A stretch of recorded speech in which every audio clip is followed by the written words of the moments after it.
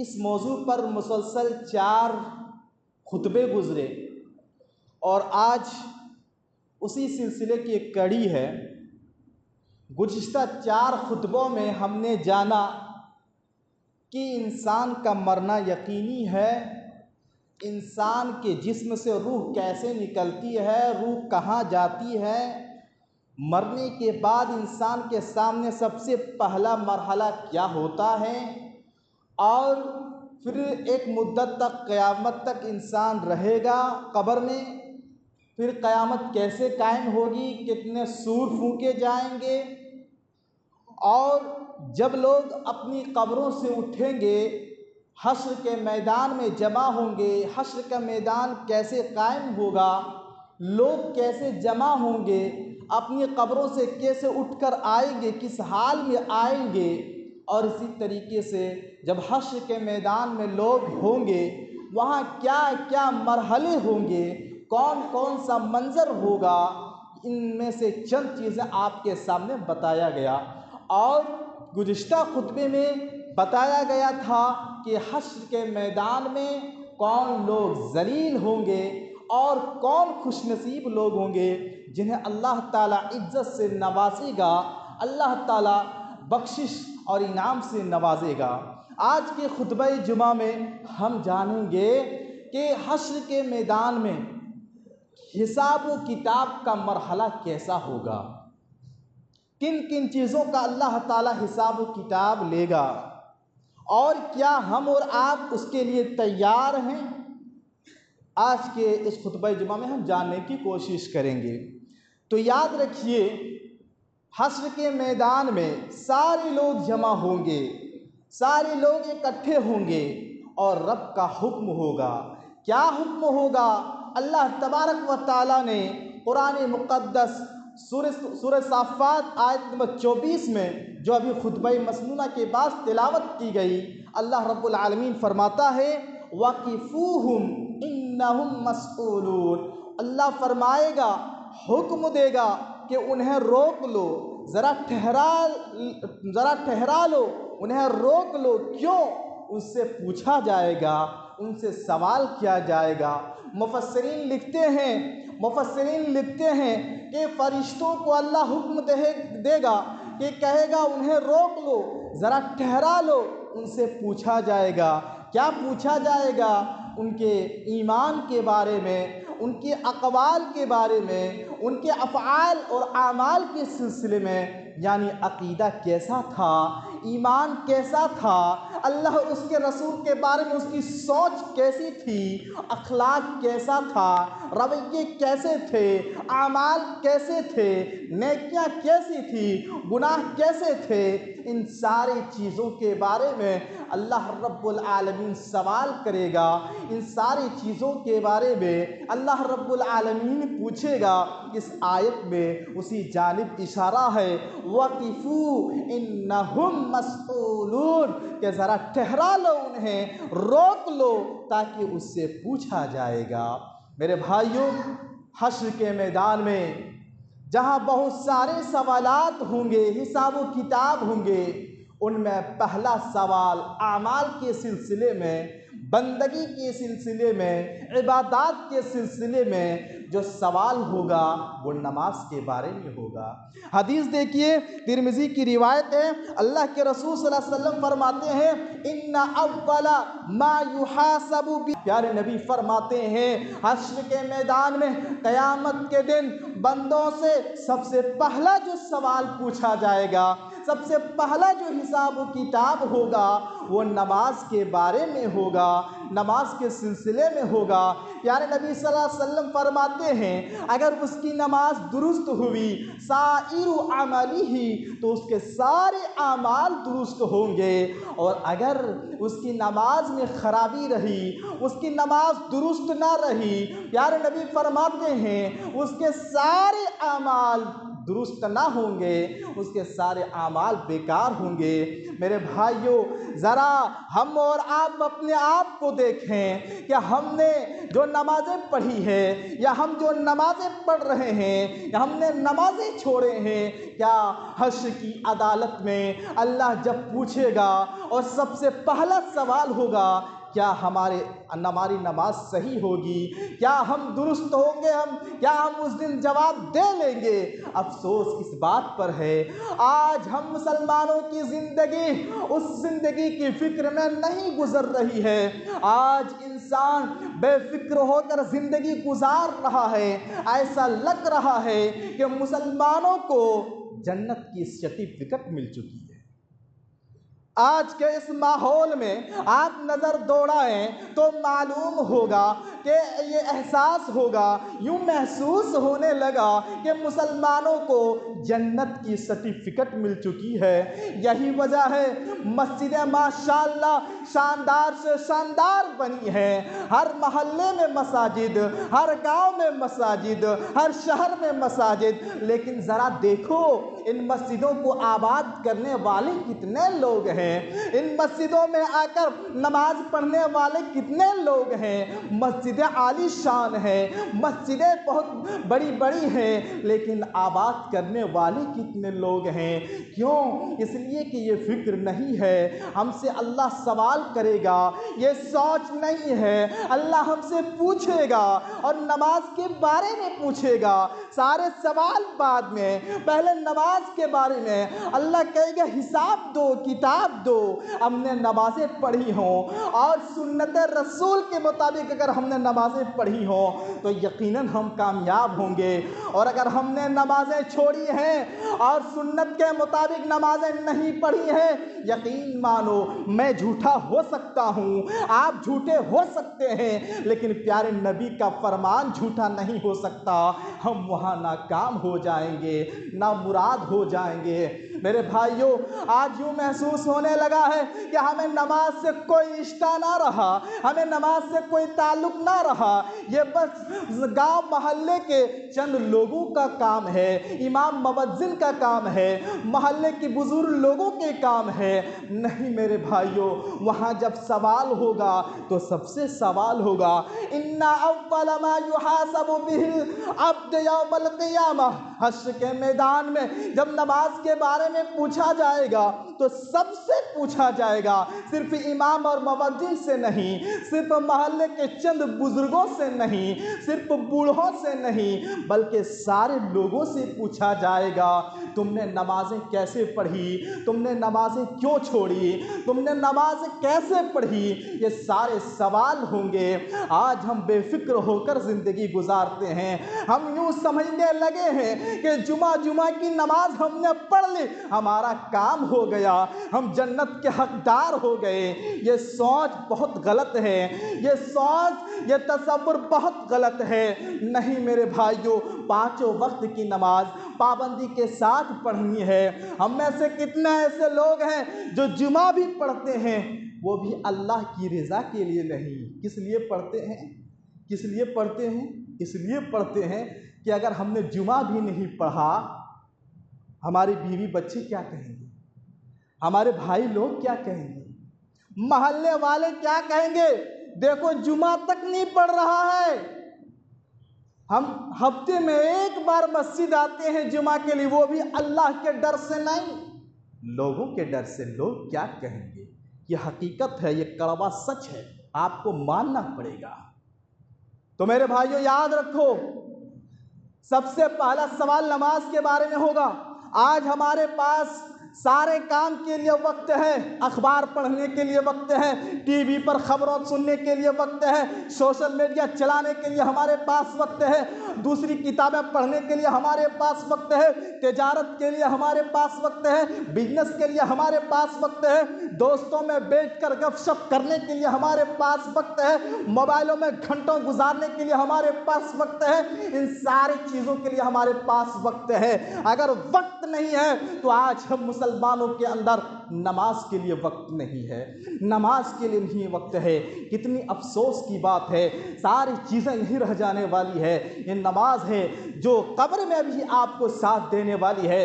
حشر کے میدان میں جہاں سارے لوگ جمع ہوں گے اور آپ سے جب سوال ہوگا، آپ اگر وہاں جواب دے لیں گے تو ذلت سے بچ جائیں گے۔ تو میرے بھائیوں، کہنے کا مطلب یہ ہے کہ حشر کے میدان میں جہاں بہت سارے سوال ہوں گے، وہاں سب سے پہلا سوال اعمال کے سلسلے میں نماز کے بارے میں ہوگا۔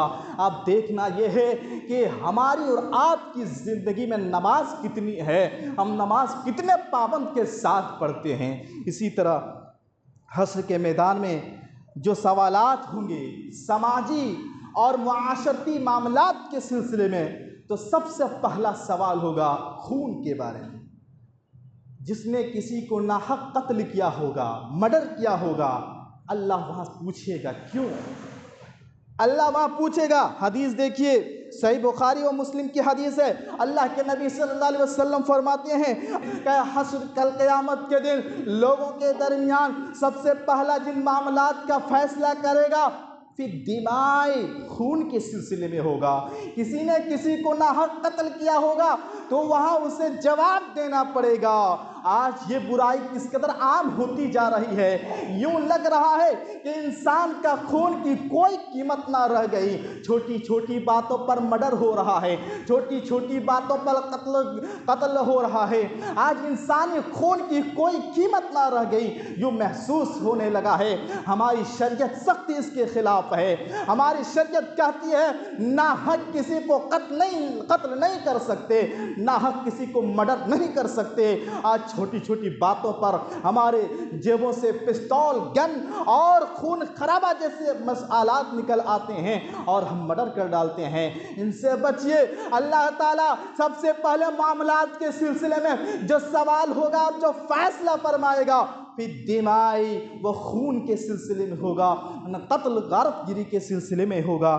اسی طرح حشر کے میدان میں جہاں بہت سارے سوالات ہوں گے، بہت سارے چیزوں کا حساب و کتاب دینا پڑے گا۔ یاد رکھو، ہم جو نعمتیں استعمال کرتے ہیں، چاہے وہ نعمت ہمارے جسم کی شکل میں ہو، چاہے وہ نعمت ہماری آنکھ کی شکل میں ہو، چاہے زبان کی شکل میں ہو، چاہے ہاتھ کی شکل میں ہو، چاہے پاؤں کی شکل میں ہو، یہ جو جسم ہے، یہ جو بدن ہے، اس کے بارے میں پوچھا جائے گا۔ ہم جو کھانا کھاتے ہیں، ہم جو پیتے ہیں، ان غذا اور پانی کے سلسلے میں ہم سے پوچھا جائے گا۔ جو بطور خوراک ہم استعمال کرتے ہیں، ان نعمتوں کے بارے میں بھی سوال ہوگا کہ تم نے اس کا استعمال کر کے رب کا کتنا شکریہ ادا کیا تھا، ان نعمتوں کی تم نے کتنی قدر کی تھی، جو نعمتیں جو ہم نے تمہیں دے رکھی تھی، ان نعمتوں کے بارے میں اللہ پوچھے گا۔ قرآن کہتا ہے ثم لتسألن یومئذ عن النعیم، پھر تم سے ضرور ضرور سوال ہوگا نعمتوں کے بارے میں جو کہ اللہ نے تمہیں دے رکھے ہیں۔ میرے بھائیوں، ایک دن کی بات ہے، ایک مرتبہ اللہ کے نبی صلی اللہ علیہ وسلم اپنے گھر سے نکلے۔ کس حال میں نکلے؟ بھوک کی حال میں نکلے، بھوکے تھے۔ آپ اپنے گھر سے نکلتے ہیں کہ سامنے ابو بکر و عمر کھڑے ہوتے ہیں۔ آپ صلی اللہ علیہ وسلم پوچھتے ہیں ان دونوں سے، تم دونوں کو کس چیز نے گھر سے باہر نکالی ہے؟ دونوں جواب دیتے ہیں اللہ کے رسول بھوک نہیں۔ پیارے نبی بھی بھوکے، ابو بکر بھی بھوکے، حضرت عمر بھی بھوکے ہیں۔ کہا کیا کریں؟ کہا چلو، ایک انصاری صحابی تھے، ان کے یہاں ہم لوگ مہمان بن کے چلتے ہیں۔ تینوں چل پڑتے ہیں، اور ایک انصاری صحابی تھے، شاید ابو ایوب انصاری رضی اللہ عنہ تھے، ان کے پاس جاتے ہیں تینوں۔ وہ صحابی رسول جب دیکھتے ہیں کہ میرے گھر میں تین معزز مہمان ہیں، بڑے خوش ہوتے ہیں۔ آج دیکھیے کسی کے یہاں مہمان آتا ہے تو چہرے پہ اداسی چھا جاتی ہے، ناگوار محسوس کرتا ہے۔ مہمانوں کی عزت و تکریم یہ ایمان کی علامت ہے، انہیں عزت کرنی چاہیے، تکریم کرنی چاہیے، ضیافت کرنی چاہیے۔ حضرت ایوب انصاری رضی اللہ عنہ دیکھتے ہیں، بڑے خوش ہوتے ہیں اور فوراً مہمان نوازی کرنا شروع کر دیتے ہیں۔ ایک باغ جاتے ہیں کھجور کا، اور وہاں سے ایک گچھا کھجور کا لاتے ہیں اور اللہ کے نبی اور حضرت ابو بکر عمر کے سامنے پیش کرتے ہیں، جن میں کچھ کھجوریں کچی ہوتی ہیں اور کچھ پکی اور کچھ خشک ہوتے ہیں۔ اللہ کے نبی صلی اللہ علیہ وسلم، ابو بکر عمر رضی اللہ عنہ جب یہ سارے لوگ کھا پی لیے، سیراب ہو گئے، اس کے بعد اللہ کے رسول نے کیا فرمایا تھا؟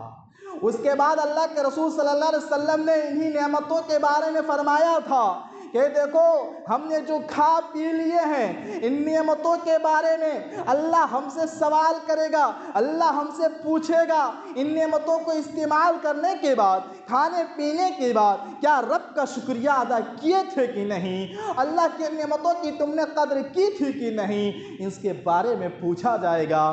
تو میرے بھائیوں، پیارے نبی کے اس فرمان سے، قرآن کریم کی اس آیت سے ثم لتسألن یومئذ عن النعیم، اس سے معلوم یہ ہوا ہم جو نعمتیں استعمال کرتے ہیں ان نعمتوں کے بارے میں پوچھا جائے گا۔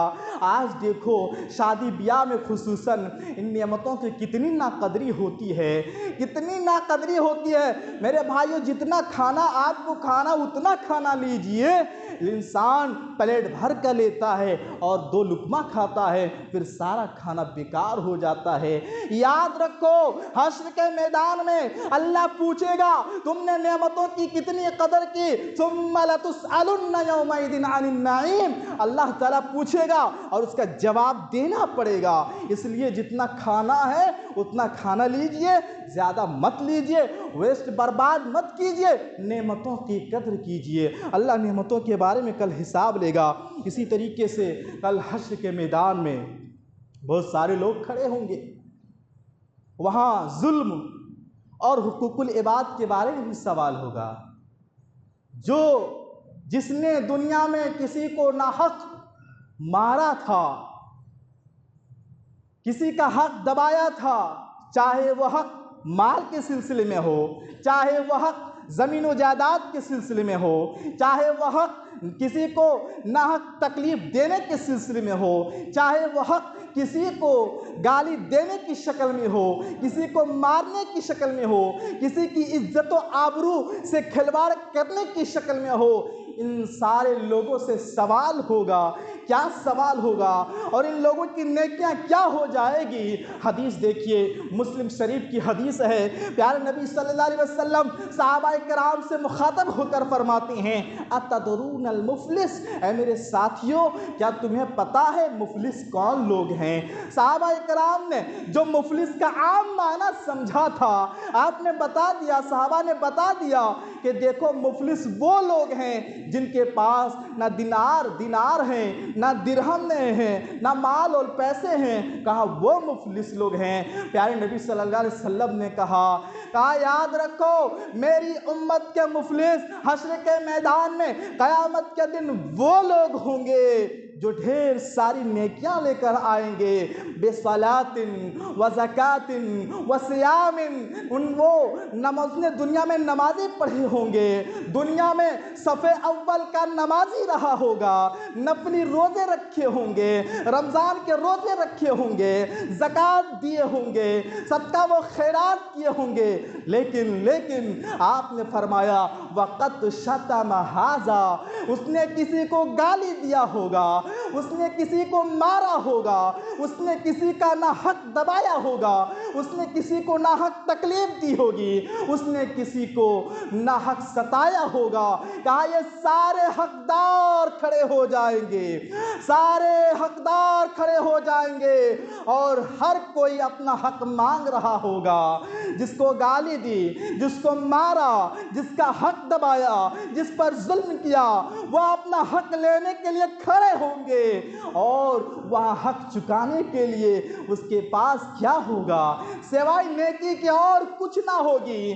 آخرکار فیصلہ یہ ہوگا کہ اس کے ساری نیکیاں ان کے حقداروں میں بانٹ دیں گے اور ان کے پاس کوئی نیکی نہ رہ جائے گی، یہاں تک کہ اگر کوئی حقدار باقی رہ گیا، ابھی حق باقی ہے اور اس کے پاس نیکی بھی ختم ہو گئی، پیارے نبی صلی اللہ علیہ وسلم فرماتے ہیں کہ حقدار کے پاس جو گناہ ہوگا یہ گناہ لے کر اس آدمی کے سر پر ڈال دیا جائے گا اور وہ جہنم رسید ہو جائے گا۔ میرے بھائیوں، اس نے دنیا میں نمازیں پڑھی، روزے رکھے، صدقہ و خیرات کیے، لیکن وہاں وہ نماز ان کی نہ رہی، حقداروں کی ہو گئی۔ وہ روزے ان کے نہ رہے، حقداروں کے ہو گئے۔ وہ صدقہ و خیرات ان کے نہ رہے، حقداروں کے ہو گئے۔ ان کی نیکیاں ان کی نہ رہی، حقداروں کی ہو گئی۔ تو میرے بھائیوں، حشر کے میدان میں یہ مرحلہ آنے والا ہے، ہم کسی پر ناحق ظلم نہ کریں، ظلم کرنے سے بچیں، ناحق ستانے سے بچیں، گالی گلوچ سے بچیں، مار پیٹ سے بچیں اور کسی کا حق دبانے سے بچیں، نہیں تو وہاں قیمت چکانے کے لیے دینار اور درہم نہ ہوگا، مال اور پیسہ نہ ہوگا۔ وہاں قیمت چکانی ہے تو نیکیوں کی شکل میں چکانی پڑے گی، نیکیوں کی شکل میں دینی پڑے گی۔ تو اس دن جو حساب و کتاب ہوگا وہاں ظلم اور حقوق العباد کے سلسلے میں سوال ہوگا، حساب ہوگا۔ اور یاد رکھو، اسی طرح اللہ کے نبی صلی اللہ علیہ وسلم ایک حدیث پاک میں فرماتے ہیں کہ حشر کے میدان میں 5 سوالات ہوں گے، جب تک ان 5 سوال کا جواب نہ دیں گے انسان اپنی جگہ سے ٹس سے مس نہیں ہو سکتا۔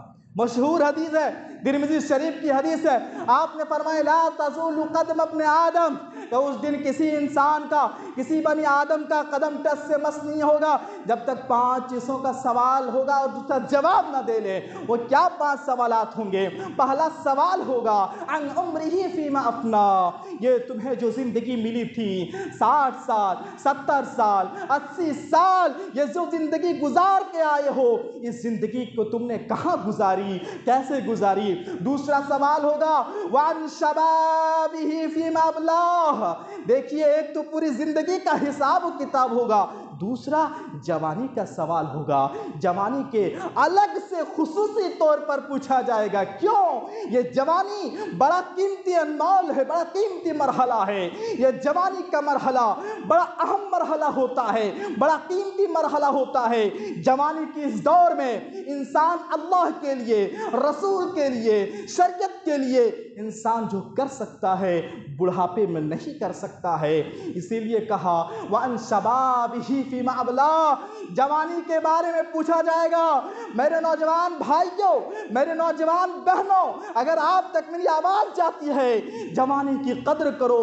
دیکھو آج ہماری جوانی کہیں شراب کے اڈوں میں تو نہیں گزر رہی ہے، آج دیکھو ہماری جوانی کہیں جوئے کے اڈوں میں تو نہیں گزر رہی ہے، ہماری جوانی کہیں بے راہ روی کی راہ میں تو نہیں گزر رہی ہے، ہماری جوانی فلمی گانوں میں تو نہیں گزر رہی ہے، ہماری جوانی بوائے فرینڈ گرل فرینڈ کے چکر میں تو نہیں گزر رہی ہے، ہماری جوانی کہیں مسجدوں سے دور ہو کر، اللہ کی عبادت سے دور ہو کر، نمازوں کو چھوڑ کر ہماری جوانی تو نہیں گزر رہی ہے۔ یہ جوانی دوبارہ لوٹ کر نہیں آتی، اسی لیے خصوصاً اس کے بارے میں اللہ پوچھے گا وَأَن شَبَابِهِ فِيمَا أَبْلَاهُ، یہ جو جوانی ملی تھی، قیمت کا دور ملا تھا، یہ قوت اور طاقت کا مرحلہ ملا تھا، اس جوانی کو تم نے کہاں گزاری، کیسے گزاری؟ اور تیسرا سوال ہوگا وہ مال کے سلسلے میں، جو تم نے مال کمایا کہاں سے کمایا، کیسے کمایا؟ اور چوتھا سوال ہوگا فیما انفقہ، اس مال کو تم نے کہاں خرچ کیا، کس طریقے پر خرچ کیا، کن جگہوں پر خرچ کیا؟